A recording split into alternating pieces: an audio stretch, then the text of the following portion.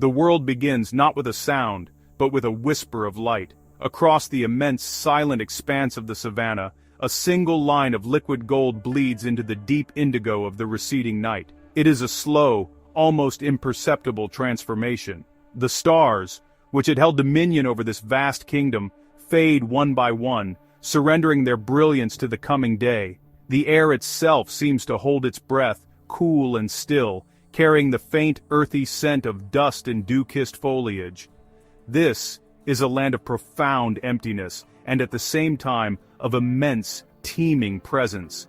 Every blade of grass, every pebble, seems to wait. Slowly, the golden line thickens, pouring its warmth over the horizon. The silhouettes of ancient acacia trees, flat-topped and stark, are etched against the growing incandescence. They stand like lonely sentinels, their thorny branches reaching out as if to catch the very first rays of the sun. The great, open plain, which had been a sea of blackness, begins to reveal its true character. It is a mosaic of pale, straw-colored grasses, punctuated by the darker greens of scattered bush willow thickets. The land breathes, a gentle, rhythmic pulse that has beaten since time immemorial, a silent promise of the drama that is about to unfold. As the sun finally crests the edge of the world, its light spills across the landscape with a theatrical flourish. Long, dramatic shadows stretch westwards, painting the ground in stark contrasts of light and dark. A lone giraffe, impossibly tall, stands motionless on a distant ridge, its form set ablaze by the morning glow. It is a statue, carved from light and shadow, a living monument to the sheer scale of this place. The wind begins to stir, a soft sigh that rustles through the tall grasses, carrying with it the first faint sounds of the waking world. It is the overture to the savanna's daily symphony, a performance of survival. This initial light touches everything with a kind of reverence. It illuminates the fine, gossamer threads of a spider's web, turning them into a necklace of tiny, glittering diamonds. It catches the gentle ripple on the surface of a hidden waterhole, a fleeting shimmer of silver in the growing warmth. The air, once cool, now carries a hint of the heat that will soon bake the earth. This is a world of breathtaking beauty, but it is also a world of unforgiving rules. The light that reveals such splendor also exposes every movement, every vulnerability. For the creatures of the savanna, the dawn is both a gift and a warning. The silence of the dawn is now broken by a chorus of life asserting its presence. From the thorny depths of an acacia, the cooing of a ring-necked dove begins, a gentle, repetitive rhythm that seems to measure the passing moments. Farther out on the plain, a herd of zebra begins to stir. Their bold monochrome patterns, which offered such effective camouflage in the gray twilight, now stand out sharply against the golden grasses.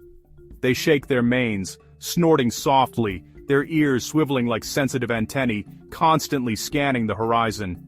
Every sound, every shift in the wind, is registered and assessed with an ingrained instinctual caution. A family of warthogs emerges from their burrow, their tails held high, like tiny flags. They trot with a surprising daintiness, their tusks gleaming in the morning sun as they begin to forage, digging at the earth with their tough snouts. Nearby, a column of wildebeest, the clowns of the savanna, with their mournful faces and lanky legs, moves in a shambling, disorganized line. They are the restless wanderers, their journey dictated by the eternal search for fresh grazing and the life-giving promise of rain. Their low, grunting calls become a constant, almost monotonous undercurrent to the savanna's soundscape, a testament to their sheer, overwhelming numbers. In the higher branches of a marula tree, a troop of vervet monkeys begins its day with noisy chatter and acrobatic leaps. Youngsters chase each other through the canopy, their small, dark faces full of mischief, while the adults groom one another with meticulous care, reinforcing the social bonds that are so crucial to their survival. One watchful male sits perched at the very top, his eyes not on his family but on the world below. He is the lookout, the first line of defense against the dangers that lurk in the long grass and the skies above. His sharp, barking alarm call can send the entire troop scrambling for safety in an instant. This intricate tapestry of life is woven with threads of cooperation and constant vigilance. A small flock of oxpeckers rides on the backs of a few grazing Cape buffalo, feasting on ticks and other parasites. It is a mutually beneficial relationship. The birds get a meal, and the buffalo are relieved of their irritating passengers.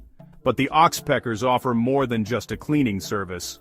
With their keen eyesight, they often spot predators long before their immense hosts do, and their sudden noisy flight serves as an effective alarm bell. In this world, survival is rarely a solitary affair. Alliances, both large and small, are forged in the face of shared peril. As the sun climbs higher, its heat begins to beat down upon the plains with an insistent, shimmering force. The air grows thick and heavy, and the land seems to fall into a hushed stillness. It is now that the magnetic pull of the waterhole becomes irresistible. This shallow, muddy depression, fringed with trampled earth and a few hardy reeds, is the epicenter of life on the savanna. It is a place of gathering, a vital resource that draws creatures from miles around.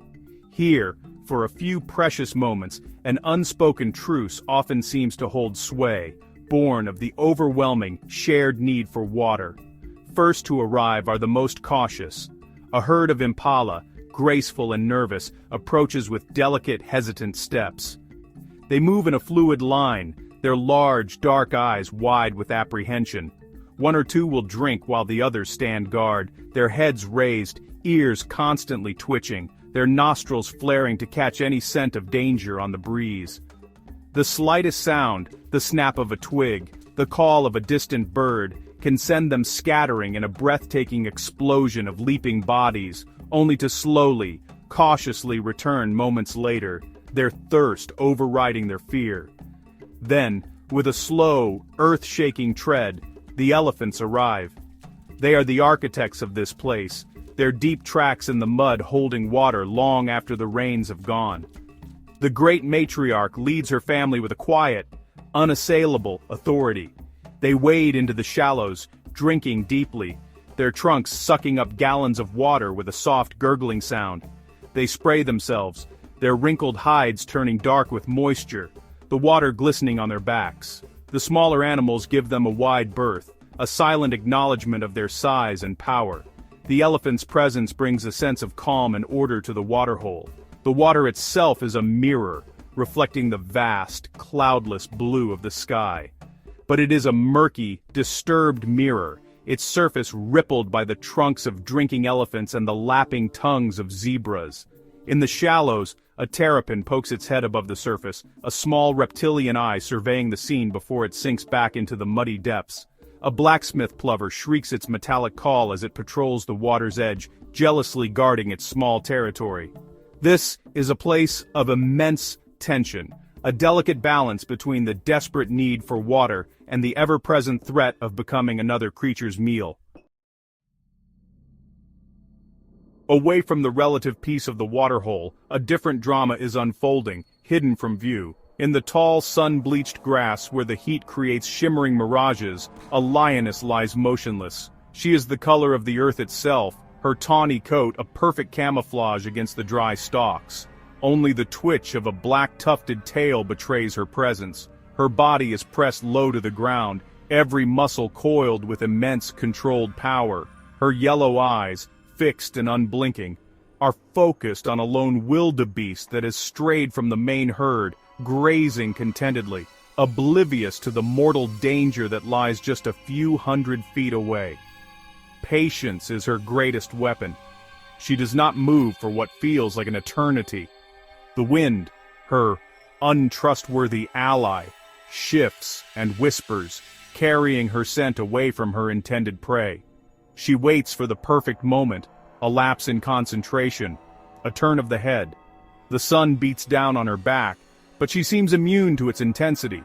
Her focus is absolute, a singular predatory tunnel of vision that excludes all else. The world has shrunk to the space between her and the wildebeest. The sounds of the savanna, the droning of insects, the distant calls of birds, fade into an insignificant background hum. Slowly, almost imperceptibly, she begins to move. It is not a walk, but a flow, a liquid movement that seems to pour through the grass, without disturbing a single stem. She places each paw with deliberate, silent precision, her belly almost scraping the dusty ground. Her shoulder blades ripple under her skin as she closes the distance, one painstaking inch at a time. This is the art of the ambush, a skill perfected over countless generations. It is a dance of stealth and anticipation, where a single mistake, a snapped twig, a careless rustle, would mean failure and the loss of a vital meal for her and her cubs. The tension in the air is almost palpable, a tightening knot of suspense. The wildebeest lifts its head, sensing a subtle shift in the atmosphere, a feeling of being watched. It stares in her direction, its dark eyes searching, but it sees nothing but waving grass. It holds its pose for a long moment, a statue of uncertainty, before the immediate need to graze pulls its attention back to the ground. This is the moment the lioness has been waiting for. Her body tenses, her hind legs bunching up beneath her like powerful springs. The hunt is about to reach its explosive, irreversible climax. Across the vast open plains, the earth itself seems to be in motion. A great river of life, a herd of Cape buffalo numbering in the thousands, moves as a single colossal entity. Their passage is marked by a rising cloud of red dust that hangs in the still air, a haze that softens the harsh afternoon light. The sound is a low, continuous rumble, the thunder of a million hooves pounding the dry ground, punctuated by the grunts and bellows of communication. They are a force of nature, a moving fortress of muscle, horn, and unwavering momentum, capable of reshaping the landscape as they graze. From above, they resemble a dark, spreading stain on the golden canvas of the savanna. The herd moves with a collective intelligence, a ripple of movement starting on one flank and spreading through the entire mass as they shift direction. The strongest bulls form the outer ranks, their massive, curved horns a formidable and unbroken wall of defense. Inside this protective cordon are the cows and their calves, shielded from the ever-watchful eyes of predators. The calves stay close to their mothers, their small forms almost lost amidst the forest of thick, powerful legs. It is a society built on strength and collective security. As they move, they are attended by a host of smaller creatures. Egrets, brilliant white against the dark hides of the buffalo, follow the herd, snatching up the insects disturbed by their heavy tread. The oxpeckers are here too, clinging to the backs of their hosts, performing their vital grooming duties. The herd's progress is slow but relentless, a continuous search for sustenance. They graze with a methodical rhythm, their powerful jaws tearing at the tough grasses, their presence transforming a patch of savanna from a field of gold to a carpet of stubble in a matter of hours. This procession is one of the great spectacles of the natural world, a testament to the sheer abundance that this land can support. Yet, for all their collective power, they are not immune to danger. The old, the sick, or the unwary young who stray too far from the herd's protective embrace are always at risk. The lions watch from a distance, their gazes patient, waiting for an opportunity, a single moment of weakness in this seemingly impenetrable wall of strength. The dance of dust and thunder is also a dance of life and death, played out on the grandest of scales. As the sun reaches its zenith, a profound and heavy stillness descends upon the savanna. The light is white and blinding, bleaching all color from the landscape and erasing the long shadows of morning. The heat is a physical presence, a shimmering, suffocating blanket that presses down on the earth. Most animals seek refuge from its oppressive glare. The vibrant activity of the morning gives way to a long, quiet pause, as if the entire world is holding its breath, waiting for the cool relief of evening. This is the time of siesta, a necessary truce with the unforgiving elements. In the sparse shade of a broad-leafed sausage tree, the lioness and her cubs are sprawled in lazy repose. The hunt was successful, and their bellies are full. The cubs, clumsy and playful, occasionally bat at their mother's twitching tail or tumble over one another in a mock fight, but their energy soon fades in the intense heat. The lioness lies on her side, her ribs rising and falling in a slow, deep rhythm, her eyes half closed in a state of drowsy contentment. For now, the hunter is at peace, her role as a fearsome predator temporarily suspended in the lethargy of a full stomach in the midday heat. Even the birds are quiet. The incessant chatter of the morning has been replaced by an almost complete silence, broken only by the high, monotonous drone of unseen insects. A bat-lure eagle, a master of the sky, circles effortlessly on the thermal updrafts, its sharp eyes scanning the plains below. It is a black silhouette against the stark pale sky, a lonely observer of the sleeping world. It sees the scattered herds of zebra and wildebeest standing listlessly, their heads drooping, occasionally flicking their tails to dislodge persistent flies. They do not graze, they simply endure, conserving their energy for the cooler hours to come. This period of enforced rest is a crucial part of the savanna's daily rhythm. It is a time for digestion, for recuperation, and for the simple conservation of precious energy. The landscape itself seems to be asleep, the grasses unmoving in the still air, the distant horizons blurred by the heat haze. But this stillness is deceptive. It is not an absence of life, but a temporary suspension of it. Beneath the surface of this seeming tranquility, every creature is gathering its strength for the final act of the day, when the falling sun will once again stir the plains into a world of movement, sound, and survival. In the late afternoon, a dramatic change begins to sweep across the sky. The endless uniform blue begins to curdle, with vast towering castles of cloud building on the eastern horizon. They are initially brilliant white, their edges sharp against the azure backdrop. But as they swell and multiply, their bases darken to a bruised, ominous purple-gray. A cool wind, the herald of the coming storm, begins to blow across the plains, bringing with it the distant, tantalizing scent of rain. The grasses, which had been still for hours, now begin to sway and bow in long, flowing waves. The atmosphere on the ground shifts in response. The oppressive heat begins to break, and a new energy seems to inject itself into the weary landscape. The herds of zebra and wildebeest become more animated, their heads lifting, their nostrils flaring as they taste the promise of moisture in the air. A low, expectant rumble of thunder echoes from the heart of the approaching clouds, a sound that is both a threat and a promise.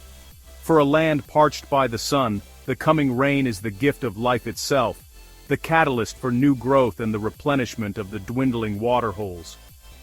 The light takes on a strange, theatrical quality. The sun, now lower in the sky, shines through gaps in the cloud bank, casting brilliant, isolated shafts of golden light onto the plains below. These spotlights move across the land, momentarily illuminating a grazing herd or a lone acacia tree in breathtaking detail, while the surrounding landscape is plunged into deep shadow. It is a world of extreme contrasts, of brilliant gold and dark, brooding gray. The colors are saturated and intense, as if the entire savanna is a stage set for the impending drama of the storm. As the first heavy drops of rain begin to fall, they strike the parched earth with a sizzle, raising tiny puffs of red dust.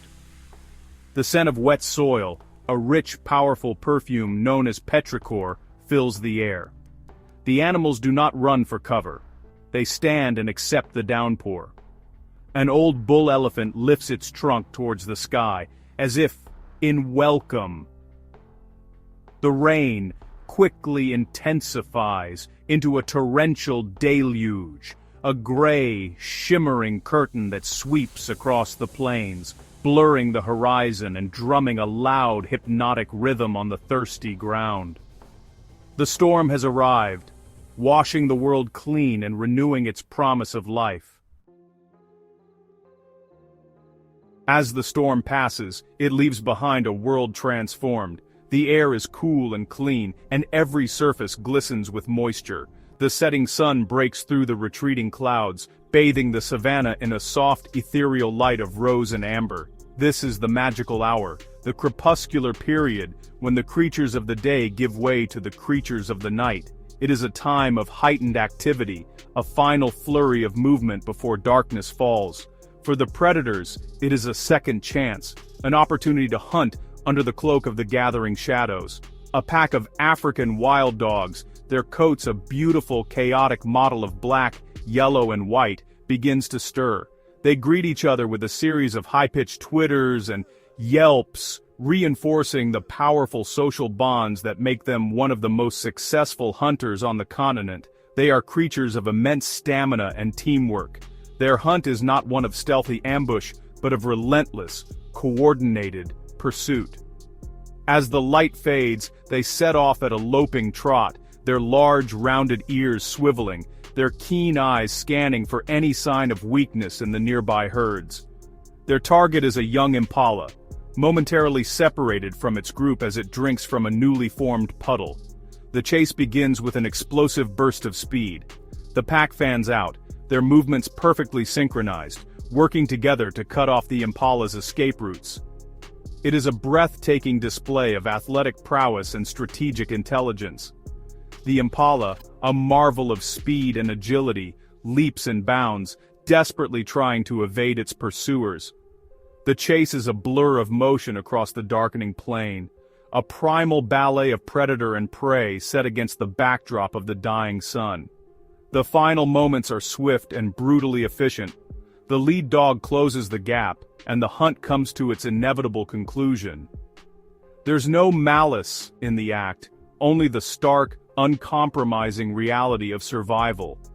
The pack shares its meal with a disciplined order, a reflection of their complex social structure. As they feed, the last sliver of the sun disappears below the horizon, and the deep velvety darkness of the African night rushes in to claim the land. The final act of the day is complete, and the eternal cycle continues, unbroken. The darkness that now blankets the savanna is absolute, a profound blackness untouched by any artificial light. The land, so vibrant and full of color just moments before, is now a realm of shapes and shadows, perceived through sound and scent. The air is cool and carries the rich earthy smell of the rain-soaked soil and the sweet perfume of night-blooming flowers. The sounds of the day have faded, replaced by a new and different chorus. The chirping of crickets is a constant shimmering curtain of sound, while the deep, resonant croak of a bullfrog echoes from a nearby pan. Above, the sky is a spectacle of unimaginable grandeur. With the clouds cleared by the storm, the heavens are ablaze with a brilliant, star-strewn canopy. The Milky Way stretches across the firmament like a celestial river of diamond dust, so bright and clear it seems almost close enough to touch. Constellations, unfamiliar and brilliant, wheel slowly across the sky as the earth turns. A shooting star silently streaks across the void, a fleeting scratch of light in the immense darkness. This cosmic display serves as a powerful reminder of the sheer scale of the universe, and the savanna's small, yet significant place within it. Life does not cease with the darkness, it simply changes its form. The nocturnal hunters are now on the move. The whooping call of a spotted hyena echoes across the plains, a sound that is both unnerving and strangely mournful. A leopard, the most elusive of the great cats, moves like a silent ghost through the branches of a fever tree, its rosette-patterned coat melting into the dappled moonlight. The night is a time of secrets, of hidden movements and unseen dramas that are just as vital to the savanna's ecosystem as the sunlit events of the day. As the hours pass, a deep and profound peace settles over the land. The herds rest, their forms dark, sleeping masses on the plains. The predators, their bellies full or their hunts abandoned, find their own places of repose. The world is quiet, save for the gentle sounds of the night. It is a time of rest and renewal, a pause in the relentless cycle of survival. In the east, a faint lightening of the sky already hints at the coming dawn. The night will soon surrender to the light, and the great, timeless performance of life on the African savanna will begin once more.